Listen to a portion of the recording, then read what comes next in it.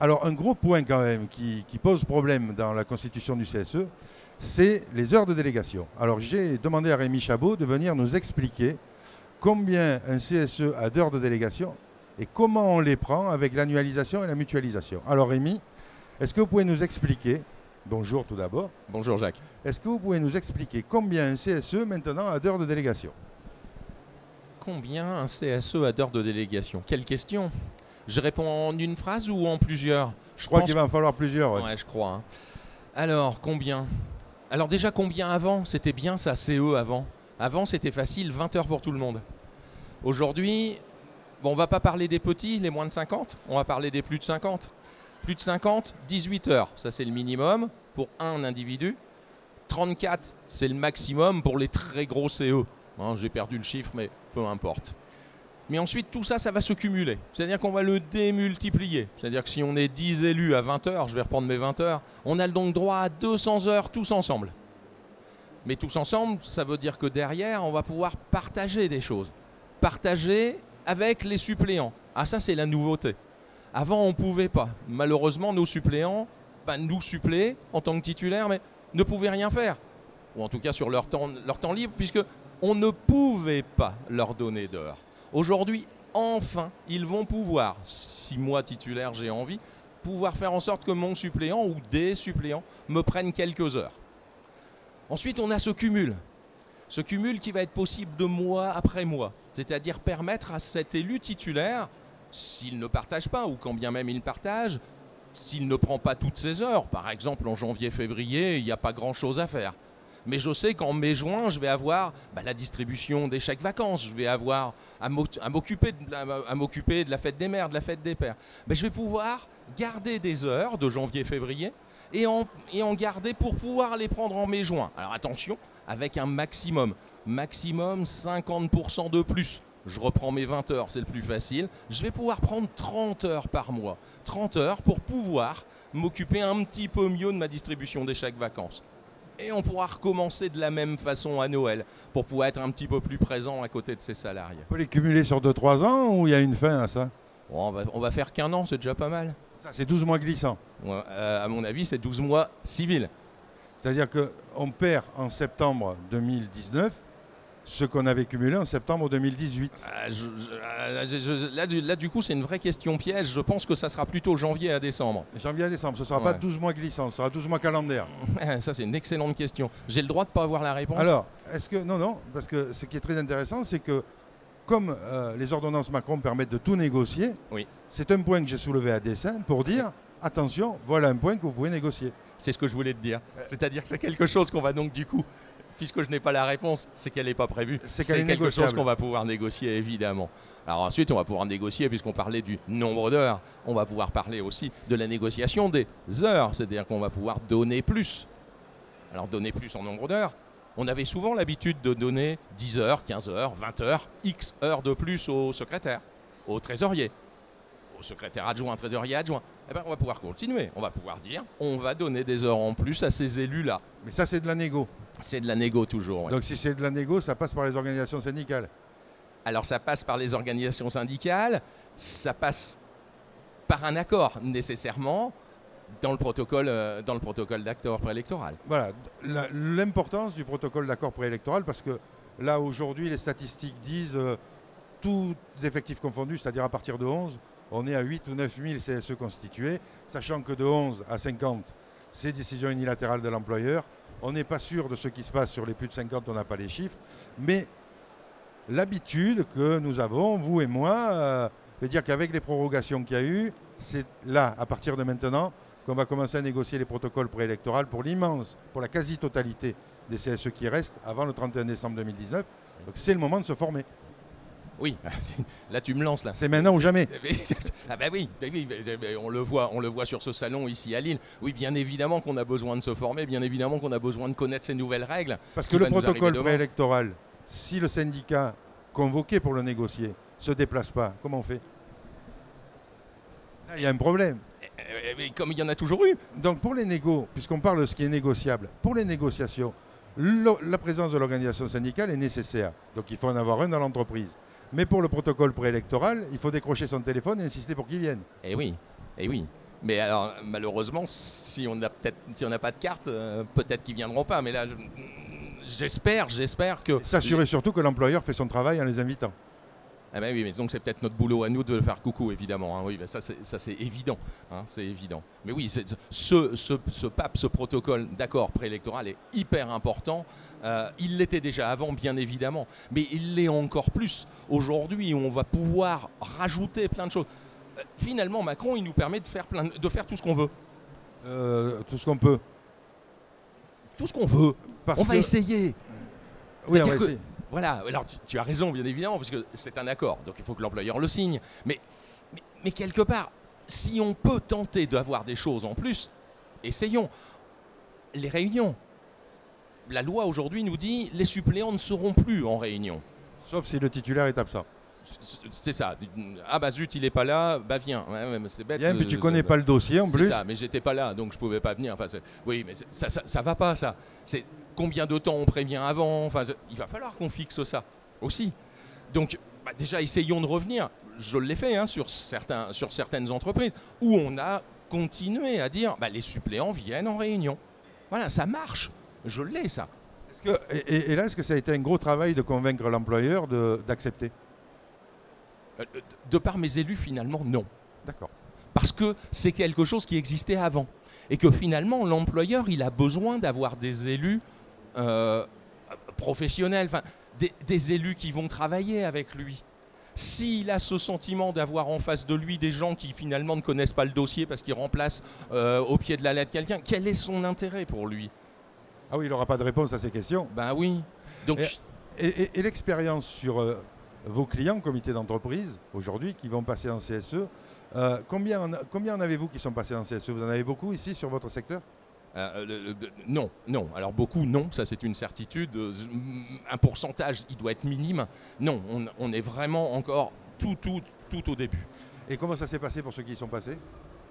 Est-ce qu'il y a eu des frictions dans la négociation de l'accord préélectoral ? J'ai envie de te dire non. D'accord. Parce que finalement, le fait de l'avoir provoqué rapidement a fait que peut-être l'employeur était encore dans ce système d'avant.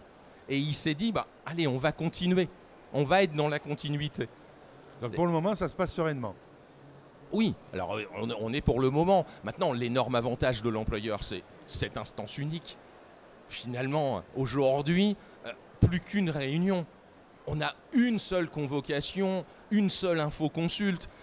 Voilà, il est gagnant là. Donc il peut nous lâcher quelques petites choses. Et finalement, il peut y avoir un intérêt. D'accord. Donc pour en revenir sur les heures de délégation, l'importance de les prendre, parce que les cumuler des mois où il y a moins d'activité, c'est bien parce que ça permet d'avoir un matelas pour un moment de Noël, par exemple. C'est ce que j'ai dit, oui, tout à fait. Mais les prendre, c'est quand même extrêmement important parce qu'il faut les utiliser pour se former. Oui. Il faut les utiliser pour communiquer avec les salariés. Mais évidemment, les prendre.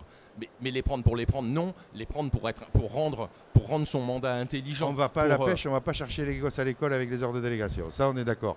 Mais ça, de tout temps, il ne fallait pas le faire. Oui, mais de tout temps, ça a été fait. De tout temps, ça a été de la pelouse et faire son jardin. Donc là, maintenant, il y a moins d'heures, donc il faut les prendre, mais il faut y faire attention. Oui, on est des pros, il faut que ça se... Finalement, on demande aux élus. On leur demande aujourd'hui de devenir des professionnels, c'est finalement. Hein, voilà. Moi, ça me rend... C'est énorme. On va leur demander aujourd'hui d'être à la fois des délégués du personnel, des membres du CE, à la fois activité sociale et à la fois économique, et des membres du CHSCT. Voilà ce qu'ils sont Tout demain. ça avec moins d'heures. Tout ça avec moins d'heures, avec... Alors on ne parlera pas des moyens, mais avec moins de moyens. Hein. Il y a aussi là une problématique. Enfin, on change beaucoup de choses quand même. Hein. Mais si on réussit le virage, de toute façon, je pense qu'on n'aura pas le choix. Hein. Je pense que la loi a été faite. Je pense qu'on ne reviendra pas dessus. Enfin, je n'ai pas entendu de putsch encore. Donc ça sera comme ça. Ça veut donc dire que, allez-y quoi. Allez-y, mais si vous devenez des pros, ça peut le faire. Ça peut marcher. Mais y aller seul, vous n'y arriverez pas. Il faut vous former, pour reprendre ce que tu disais tout à l'heure. Parce que si on ne se forme pas, si on n'est pas au fait des nouvelles réglementations et de ce qu'on a le droit de faire, bah, pour eux, ça va être une catastrophe. Alors, ce reliquat d'heures supplémentaires, on le prend comme on veut, ou d'heures supplémentaires, d'heures cumulées, on va dire, Oui. où il y a un process pour les poser, il y a un délai de prévenance quand même. Oui, alors, voilà, ils nous ont rajouté un délai de prévenance qui n'existait pas avant. Hein. Alors ça n'existe toujours pas sur mon nombre d'heures que j'ai mensuel. Hein. Si j'ai toujours mes 20 heures, j'ai mes 20 heures. Si je veux prendre les 10 en plus, il va falloir que je prévienne mon employeur 8 jours avant. Alors, est-ce que les logiciels qui tiennent compte des heures supplémentaires, des jours travaillés, des jours de congé, etc., quelquefois ne tiennent pas compte des heures de délégation. Comment on fait quand on est en CSE maintenant pour dire, comme il va falloir calculer les cumuls, les reports, etc., il faut les mettre dans ce logiciel pour que s'il y a un délai de prévenance, il faut pouvoir le poser. Il faut le poser de quelle manière? La manière, elle est propre à l'entreprise. Mais les entreprises qui sont très informatisées aujourd'hui avec ces logiciels de gestion des ressources humaines devraient avoir heures de délégation dans les jours de travail. Ah oui, là ça va être une belle galère, mais là du coup, j'ai même pas envie de m'y intéresser parce que ça va être le problème de l'employeur. Par contre, s'il le fait pas bien, là ça va m'intéresser parce qu'on va peut-être pouvoir lui expliquer comment il faut qu'il fasse. Le formateur est aussi là pour prévenir. Ah, j'entends bien, mais je le dirai à mes élus, mais pas à l'employeur. Ah non, là, t'as l'employeur. C'était pour ça que je répondais ça. Je dirais à lui de mettre les outils en face. Alors, quelle est la vision du professionnel sur ce temps disponible pour les élus pour travailler? Est-ce que le temps est suffisant ou est-ce qu'il va en manquer? Quelle est votre vision de la chose? Bon. C'est compliqué parce que finalement, ça va dépendre de chaque élu. Je crois qu'avant d'être élu, on est salarié. Je crois qu'on n'a pas choisi quand on rentre une entreprise d'être élu. Enfin, je ne pense pas. Enfin, ça arrive souvent par hasard. C'est ça. Donc finalement, je crois que ce qu'on préfère, et du moins c'est ce que j'espère pour chacun, hein, pour chaque salarié, c'est son boulot. Donc continuons à avoir un boulot qui nous plaît, continuons à s'éclater dans notre boulot. Il y en a plein qui ne s'éclatent pas. Mais il faut avoir un boulot. Après, les heures de délégation, bien sûr qu'elles sont là, bien sûr qu'elles sont utiles. Est-ce qu'elles sont suffisantes? À plein de moments, non, bien évidemment. Des moments difficiles dans l'entreprise, si on ne se contente que de prendre ces heures de délégation légales, plus les 50%, pourquoi pas? Oui, évidemment, je pense que ça ne suffira pas. Maintenant, dans le tous les jours, dans le fonctionnement normal d'un comité d'entreprise, je pense qu'on peut y arriver. Même si les secrétaires de CE, lorsqu'ils vont m'entendre, vont dire oui, mais tu ne te rends pas compte le boulot que c'est que de faire un PV. Si, la preuve c'est que je le dis maintenant. Un délégué du personnel d'une grosse entreprise nationale me disait que pour son établissement de 150 salariés, il avait besoin de 20 heures par mois juste pour faire les questions délégués du personnel. Mais oui. Parce qu'il va bien les écrire, parce qu'il va aller chercher les infos, parce qu'il va devoir évidemment aller à la rencontre de ses collègues. Eh oui, c'est un temps énorme. Si tu veux faire bien les choses, c'est un temps énorme. Donc formez-vous, devenez professionnel. Je crois que plus on va se professionnaliser, plus on va pouvoir mettre des choses en 60 minutes. Parce que c'est en étant très pro qu'on arrive à rentabiliser un maximum. C'est vrai que la rentabilité n'étant pas un terme de comité d'entreprise normalement, mais là, les 60 minutes, si on veut qu'elles pèsent 90, il y a intérêt à être professionnel. Ouais. Alors il faut se former pour ça. Rémi, Arcades. Donne-nous tes coordonnées comme ça. Juste avant, je voudrais simplement, parce qu'on l'a zappé, c'est les réunions aussi. Attention, vous allez être limité à 60 heures de réunion. Pensez aussi à me négocier ça et à faire en sorte de m'avoir rajouté que le temps de réunion, qu'il soit inférieur ou supérieur à 60, c'est du temps de réunion. Sinon, ça viendra se déduire de vos heures de délégation. Parce que le temps de réunion, c'est quelquefois l'employeur qui est maître du temps à ce moment-là. Complètement. Et on connaît les techniques des réunions qui n'en finissent plus. C'est ça. C'est exactement ça. Faire des réunions de 10 heures, tout le monde sait le faire. Et du coup, on a bouffé toutes les heures de nos élus. Donc, les heures de réunion sont des heures de réunion, pas des heures de délégation. Ça, c'est dans le protocole préélectoral. Tout à fait. Et éventuellement dans le règlement intérieur. Et on peut le rajouter, en effet, tout à fait, tout à fait. Ou pourquoi pas, carrément en dehors, dans un accord autre que le pape, ce qui nous permettra de l'avoir jusqu'à une dénonciation possible. De le graver dans le marbre. Semi-marbre. Alors, où on joint Arcades? Arcades. Arcades, c'est un organisme de formation spécialisé pour les élus, agréé pour la formation économique CSE, agréé pour la formation des membres du CSE également dans le cadre de la santé, sécurité, conditions de travail, SSCT. Vous nous retrouverez sur les sites internet www.arcades-cse.fr. Ça c'est facile, 03 21 24 2000, c'est le téléphone. Moi je suis Rémi. Appelez-nous, demandez-nous, on est là pour vous aider. Combien d'années d'expérience, Arcades? Un petit 26. Un petit 26. Tout jeune alors. Ouais. Merci Rémi d'être venu. Merci Jacques. À bientôt. Merci.